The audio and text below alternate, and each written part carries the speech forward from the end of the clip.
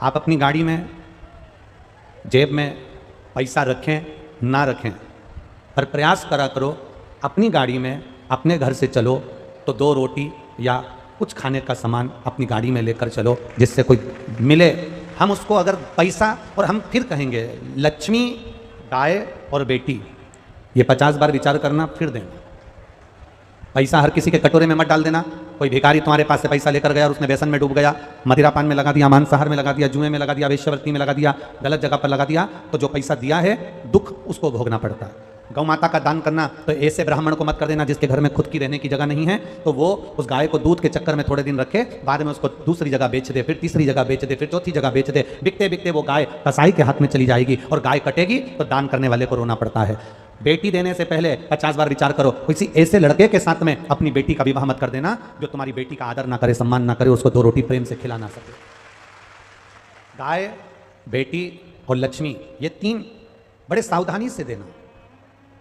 अपनी गाड़ी में आप भिखारी को देने के लिए पैसे ना रखें, कोई बात नहीं। अपनी गाड़ी में कोई खाने का सामान, कोई बिस्कुट का पूड़ा, कोई सामग्री, कोई 2 रोटी, कोई 1 रोटी अपनी गाड़ी में जरूर रखो। कोई दरवाजा बजाएगा तो उसको मैं ये 2 रोटी निकाल कर दे दूंगा, जिससे उसके उधर की पूर्ति होगी। अन्न दान से बड़ा दुनिया में कोई दान नहीं है।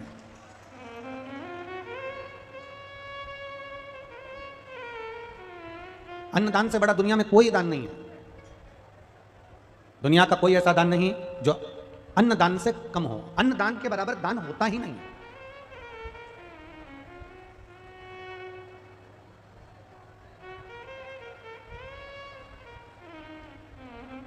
आपने अगर किसी भूखे को भोजन कराया है, किसी प्यासे को पानी पिलाया है, किसी को एक अन्न का दाना भी अगर आपने दिया है, तो उसके बराबर कोई दुनिया का दान नहीं।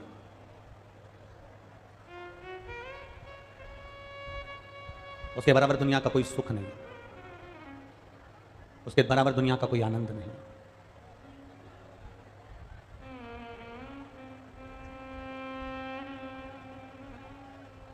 शिव कथा कर रही है।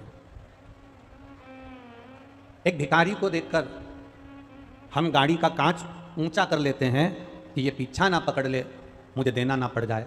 आप धन भले मत दो, पर खाने का अन्न अवश्य दो। शिव पुराण कहती है जैसे हम भिखारी को देखकर कांच चढ़ा लेते हैं, मान लो तुम भगवान के मंदिर गए और तुमने भगवान से कुछ मांगा और भगवान ने भी अपना कांच चढ़ा लिया, तो तुम्हें कैसा लगेगा, वो विचार करो। हम ये नहीं कहते कि तुम तुम्हारा सर्वस्व लुटा दो या तुम्हारा पूरा धन तुम लुटा दो या दान कर दो, उससे मतलब नहीं। हम तो स्पष्ट आपसे कहना चाहेंगे कि सबसे पहले अपने परिवार में देखो कोई दुखी तो नहीं है,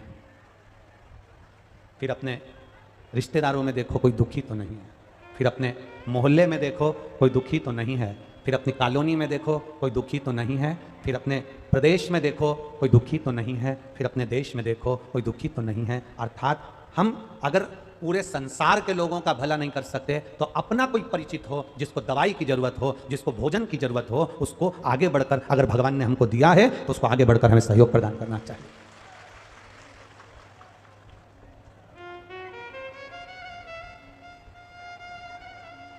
बहुत अंतर है हमारा संसार के लोगों में और समझने की बात है। हमारे यहां पर सरकार की जो दुकान होती है उसको कंट्रोल कहते हैं। जहाँ शक्कर मिलती है, चावल मिलता है, गेहूं मिलता है, उसको हमारे यहाँ कंट्रोल कहते हैं। तुम्हारे यहाँ क्या कहते हैं? कंट्रोल ही कहते हैं ना। गरीब में और अमीर में एक अंतर बड़ा भारी है। गरीब शक्कर खाने के लिए, शुगर खाने के लिए, शक्कर के लिए कंट्रोल की दुकान का चक्कर लगाता है। लगाता है कि नहीं लगाता? जम के बोलो जरा, लगाता है ना। गरीब शक्कर खाने के लिए कंट्रोल की दुकान का चक्कर लगाता है और अमीर शक्कर को कंट्रोल करने के लिए डॉक्टर का चक्कर लगाता है। अंतर भारी।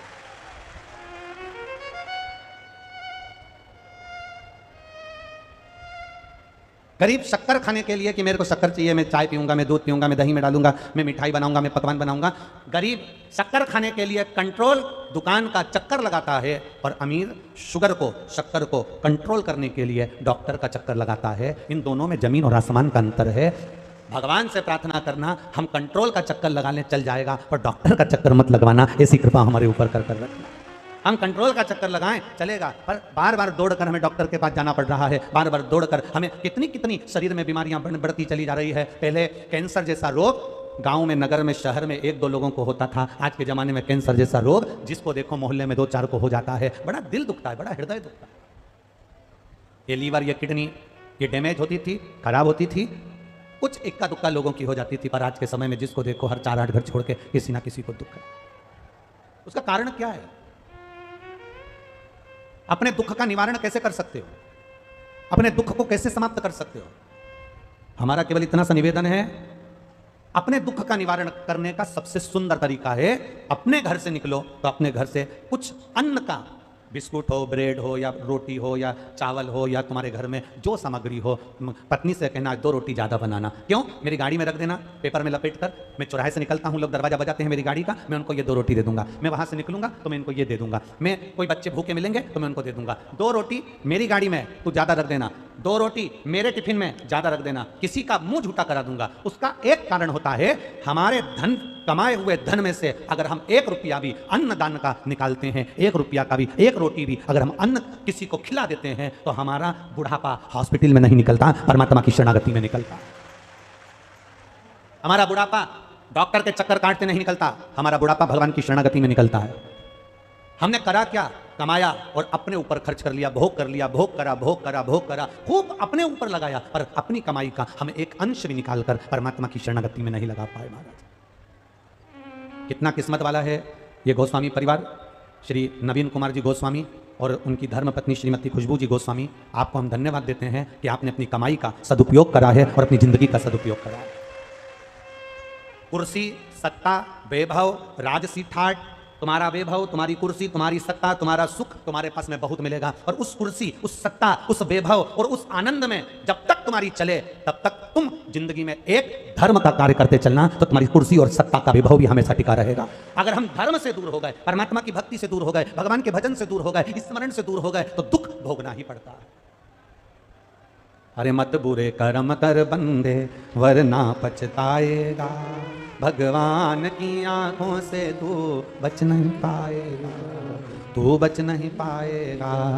अरे ओ अज्ञानी मत कर नादानी, अरे ओ अज्ञानी मत कर, तेरे कर्म का फल भी तू ही पाएगा, जैसा किया तूने तेरे आगे आएगा। मत बुरे कर्म कर बंदे वरना पछताएगा, भगवान की आंखों से तू बच नहीं पाएगा, तू बच नहीं पाएगा।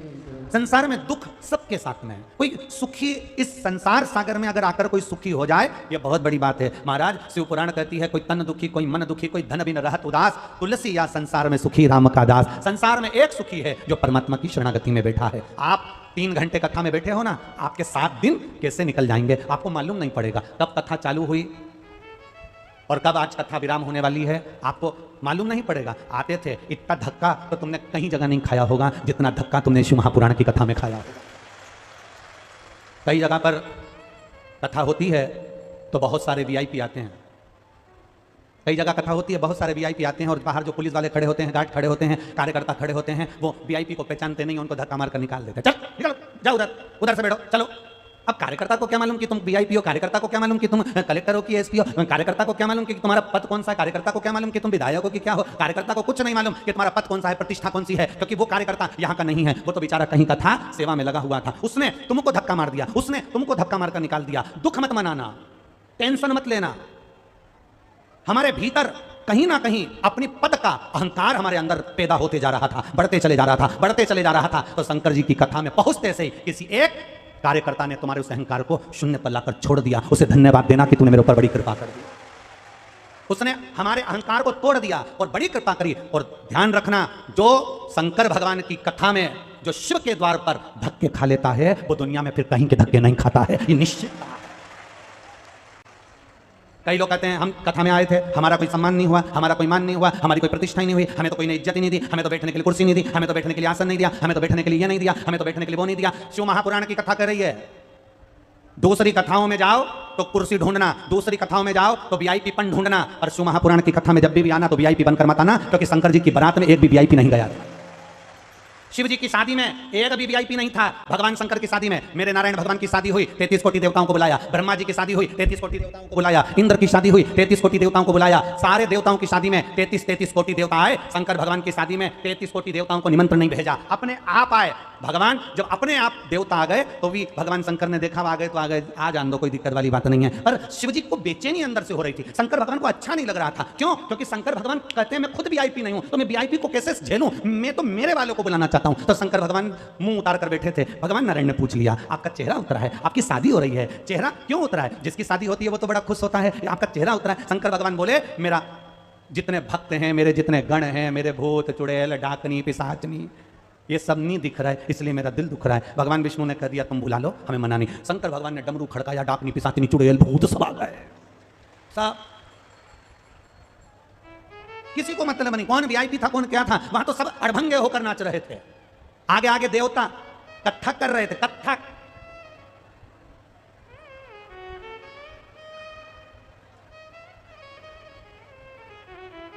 देवताओं का नृत्य कत्थक, नैनों को मटकाते हुए, हाथों को मटकाते हुए, पांवों को मटकाते हुए देवता कत्थक कर रहे थे। अप्सराएं कत्थक कर रही थी और सारे जितने गंधर्व अप्सराएं देवता सब गंधर्व सब कत्थक कर रहे हैं, नृत्य कर रहे हैं। इतने में एक शंकर भगवान के गण ने कत्थक करने वाले को देख लिया और कत्थक करने वाले को देखा तो शंकर भगवान के गण ने अपने गणों से कहा कि अपने को तो नाचना भी नहीं आता, ये तो कितनी जोरदार नाच रही, ऐसी ऐसी कर रही। तो इतने में गण शंकर भगवान के पास गया और शिवजी से पूछा, हमें नाचना नहीं आता, हम क्या करें? शंकर भगवान बोले, वो जैसे हाथ फेंक रही है ऐसे तुम अपने शरीर के जितने अंग सब फेंकना चालू करो, नाच हो जाएगा। बस देवता कत्थक नाच रहे थे, कोई भांगड़ा नाच रहा था, कोई गरबा कर रहा था, भूत चुड़ैल जो नाच रहे थे वो ब्रह्मा जी के भी संपट में नहीं पड़ा, उनकी भी बुद्धि में नहीं आया, आखिर इस डांस का मैं नाम क्या दूं, इस डांस का मैं नाम क्या दूं? भगवान विष्णु ने ब्रह्मा जी से पूछा, ये देवता नाच रहा है, कोई कत्थक कर रहा, कोई गरबा कर रहा, कोई भांगड़ा कर रहा, कोई कत्थक कर रहा है, ये भूत चुड़ैल जो नाच रहे हैं इनके नाचने का कोई नाम है क्या? इतने में ब्रह्मा जी ने कहा, जो समझ में नहीं आया उसी का नाम मैंने कलयुग में डिस्को कह दिया है। ये जितने रुद्रगण नाच रहे हैं, जितने डाकनी पिशाचनी भूत चुड़ैल नाच रहे हैं, ये सब डिस्को कर रहे हैं। और तुम देखना आज के समय में लोग डिस्को ऐसा करते जैसे पूरा शरीर में देवी देवता आ गए हैं, पूरे शरीर।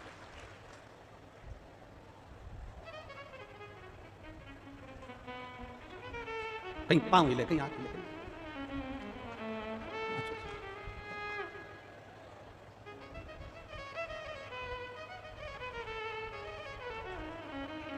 कहीं कहीं तो लोग जमीन पे भी सो के नाचते हैं।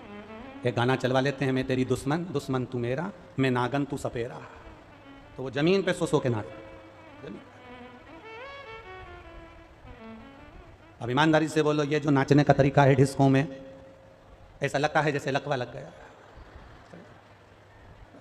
ऐसा लगता है जैसे लकवा। तो वही ये जो डिस्को का तरीका आया तो ये किसी दूसरे ने नहीं दिया, ये मेरे महादेव के गणों ने दिया कि हमें नहीं आता इसलिए हमने ये नाच दिया। शिव को पसंद आ गया ना, बस बहुत, शंकर को प्रिय लग गया, बस बहुत। महाराज, ऐसा दुनिया में कौन है जिसको दुख नहीं है? ऐसा दुनिया में कौन है जिसको तकलीफ नहीं? सबको है। बस जो मानव का शरीर मिला है उस मानव के शरीर में प्रसन्न रहने का, ऐसा नहीं दुख किसी को नहीं होता। घर में पत्नी इसलिए दुखी है कि गैस की टंकी नहीं है। पत्नी काय के लिए दुखी है? बोलो, जम के बोलो, कि गैस की टंकी नहीं।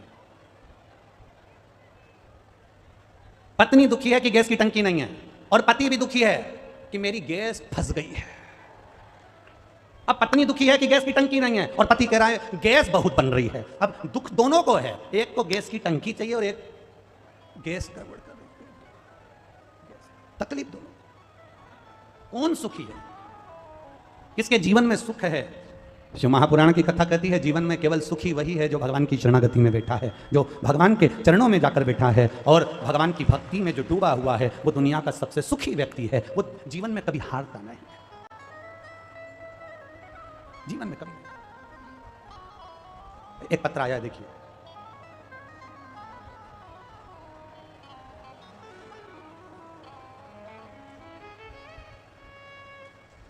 मेरा नाम मृदुला कुमारी, पति श्री सावन भदौरिया, पता बापू नगर बलुआही, जिला खगड़िया की रहने वाली हूँ। बलुआही, ठीक है, बलुआही है ना? हाँ ठीक है। मृदुला कुमारी, पति श्री सावन भदौरिया, पता बापू नगर बलुआही, जिला खगड़िया की रहने वाली हूँ। कहीं बैठी हो तो हाथ हिला सकती हैं। अगर कहीं बैठे हो तो दोनों हाथ ऐसा हिला देंगे, जहां कहीं भी बैठे हो हाथ हिला सकते हैं। जिला खगड़िया की रहने वाली हूं। मेरी शादी वर्ष 2010 में हुई थी।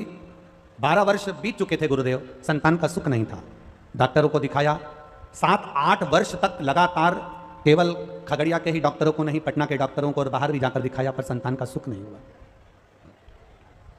डॉक्टरों का एक ही कहना था कि तुम्हारे संतान का सुख नहीं रहेगा। गुरुजी, मैं मानसिक रूप से डिप्रेशन में आ गई और लोगों से मिलना जुलना मैंने छोड़ दिया, क्योंकि जिससे मिलते थे वो एक ही कहता था बच्चा कब होगा, संतान कब होगी, बच्चे कब होंगे। तो डिप्रेशन में चली गई थी मैं, सबसे मिलना जुलना बंद कर दिया।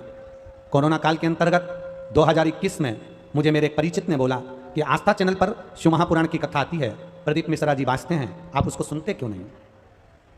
मैंने कार्यक्रम को देखना प्रारंभ करा और बाबा के अनुसार 2021 में दिसंबर के महीने में शुक्ल पक्ष की अष्टमी तिथि के दिन आपने एक उपाय बताया था कि ब्राह्मण के जोड़े को उसके बच्चे के साथ बेलपत्री के पेड़ के नीचे बिठाकर खीर भोजन करा दो, खीर खिला दो, और उस खीर को पति पत्नी दोनों बेलपत्री के पेड़ के नीचे ही उसको खा लें और दीप प्रज्वलित कर पूजन कर कर आ जाएं।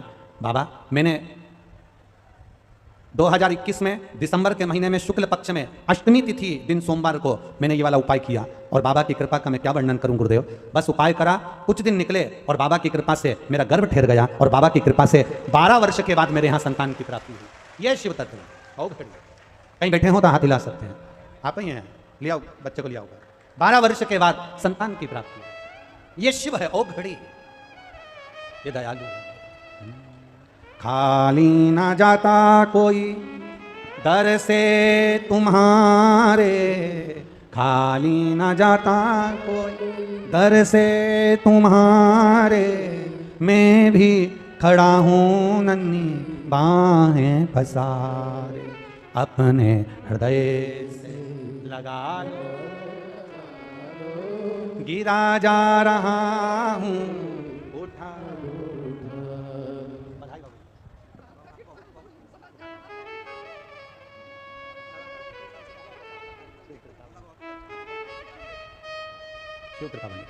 एक बार जोरदार ताली बजाओ।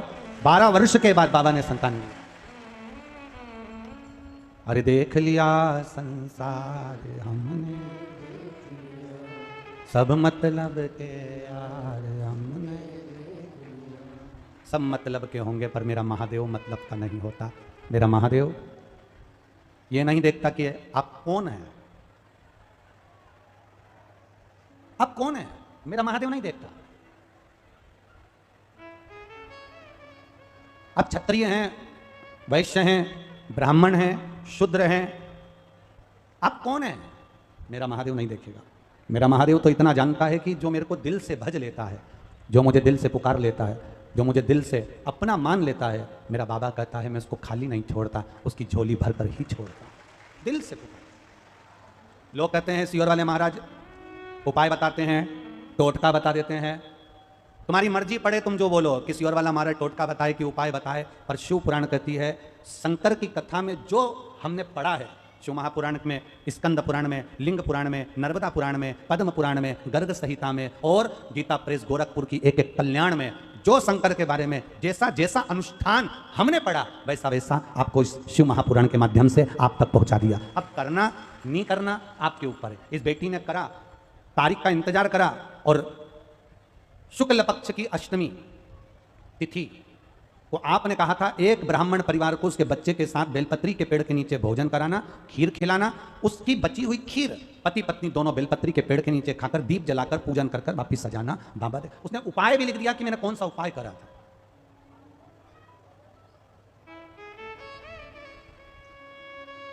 कई लोग कहते हैं गुरुजी हमने पशुपति व्रत करके देख लिया, हमने सफेद आंकड़े की जड़ बांध कर देख ली, हमने शंकर भगवान की बेलपत्र खाकर देख ली। हम कहते केवल तुमने एक बार करा और कहकर बता दिया, 2 बार करा और कहकर बता दिया, 3 बार करा और कहकर बता दिया।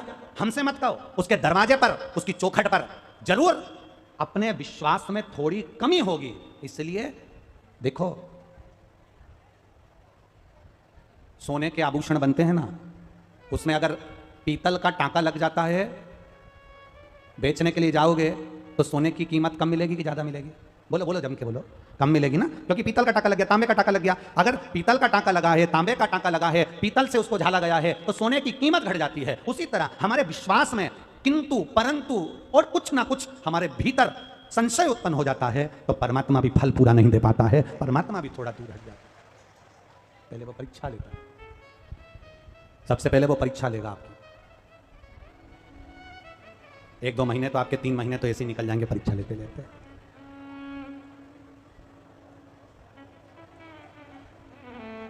पूरे बेटे को, तुम्हारा बेटा 10वीं में है, 12वीं में है, 8वीं में है, 5वीं में है, चतुर्थी में है, तीसरी में है, 12वीं का एग्जाम दे रहा है, 9वीं का एग्जाम दे रहा है, 10वीं का एग्जाम दे रहा है, 8वीं का एग्जाम दे रहा है। तुम्हारा बच्चा एकदम बिना पढ़े, बिना स्कूल गए परीक्षा देगा तो क्या पास हो जाएगा क्या? अरे बोलो जम के, नहीं होगा। बच्चे को साल भर पढ़ना पड़ेगा, बच्चे को साल भर स्कूल जाना पड़ेगा, बच्चे को स्कूल में बैठकर अपनी हाजिरी भरवाना पड़ेगी, बच्चे को अपनी क्लास में रोज पहुंचना पड़ेगा, बच्चे को अपना स्कूल रोज अटेंड करना पड़ेगा। जो बच्चा नियम से स्कूल जाता है, जो बच्चा नियम से टीचर ने जो बताया बच्चा वैसा वैसा अगर तैयारी कर लेता है, टीचर ने जो बोला बच्चे ने वैसी पढ़ाई कर ली, टीचर ने जो बोला बच्चे ने वैसा होमवर्क कर लिया, टीचर ने जो बोला बच्चे ने अगर वैसा वैसा काम कर लिया, तो उस बच्चे को जिंदगी में कोई फेल नहीं कर सकता, वो बच्चा पास होकर ही मानता है। साल भर पढ़ना पड़ता है, तब एग्जाम दी जाती है, तब रिजल्ट आता है। उसी तरह हमें भी शंकर के मंदिर में साल भर जाना पड़ता है, भगवान शंकर को 1 लोटा जल चढ़ाना पड़ता है। उनके टीचर ने जो बताया वैसा उस बच्चे ने करा तो पास हो जाता है, और इस टीचर ने तुमको जो बताया उसके नियम से करने तो पास हो जाओगे। ये निश्चितता है। यह पढ़ाई पर, आपकी बुद्धि पर यह भाव आना चाहिए कि आप कर क्या रहे हो, आप कैसा आनंद लेना चाहते हो, आप कैसा भजन करना चाहते हो, आप कितना कीर्तन करना चाहते हो, आप ये ऊपर है, ये आपके ऊपर। शिव कथा कर रही है, भगवान शंकर का संवाद कर रहा है, शिव महापुराण की कथा।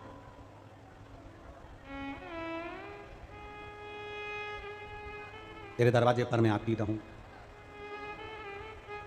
तेरा भजन में गाती रहूं, इससे बढ़कर दुनिया का कोई सुख नहीं है। बहुत विडंबनाओं में संसार चल रहा है,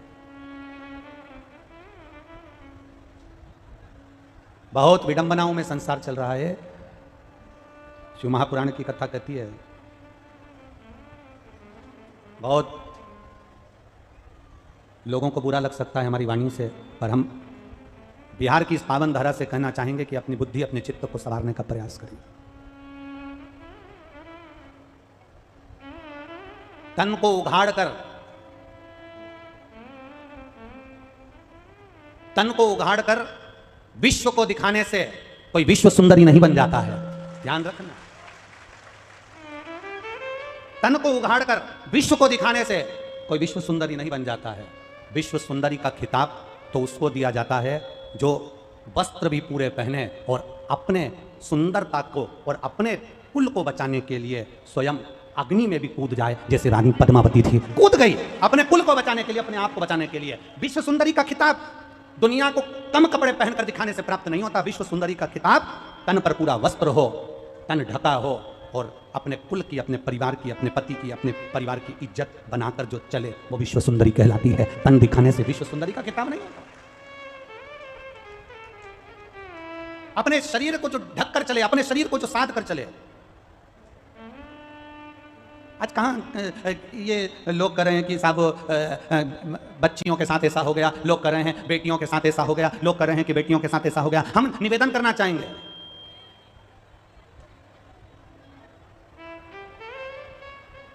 बनने वाली फिल्मों पर, बनने वाले नाटकों पर अगर थोड़ा सा कंट्रोल करा जाए और उन नाटक में आने वाली बेटियों को, नाटक में आने वाली बहनों को कपड़े हमारे सनातन हिंदू धर्म के व्यवहारिक पहनाए जाएं, तो आने वाली पीढ़ी भी उनके जैसे कपड़े पहनना चालू कर देगी।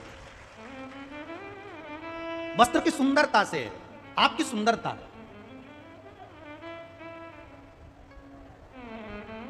आप क्या धारण कर रहे हो, क्या पहन रहे हो, क्या पहनकर निकल रहे हो, उसमें आपकी भी एक जवाबदारी बनती है, आपकी भी एक जवाबदारी।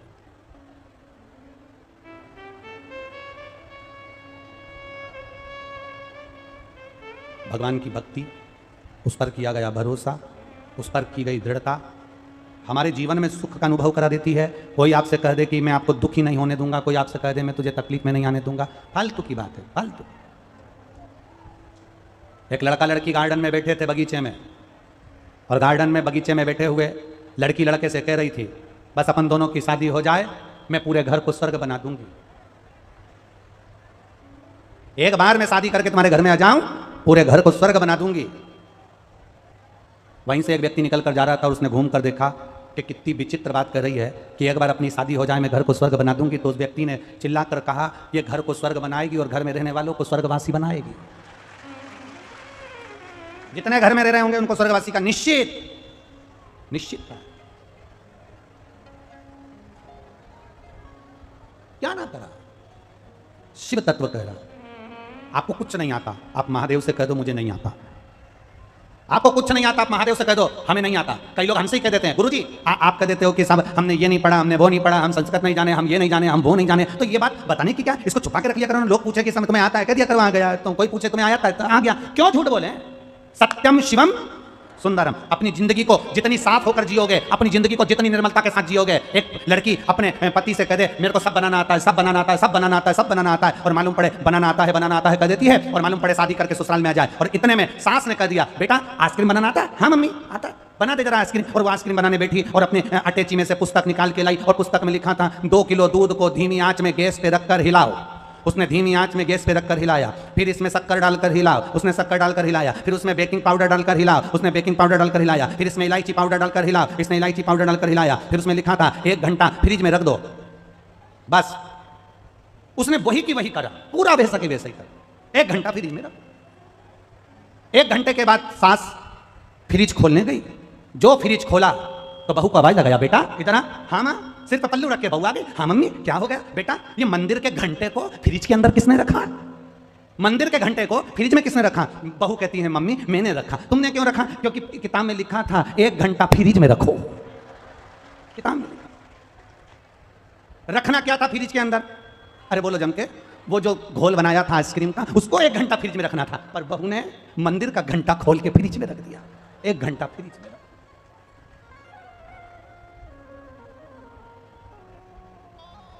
इससे तो मुंह से कह देती मम्मी मेरे को बनाना नहीं। सत्य बोलो।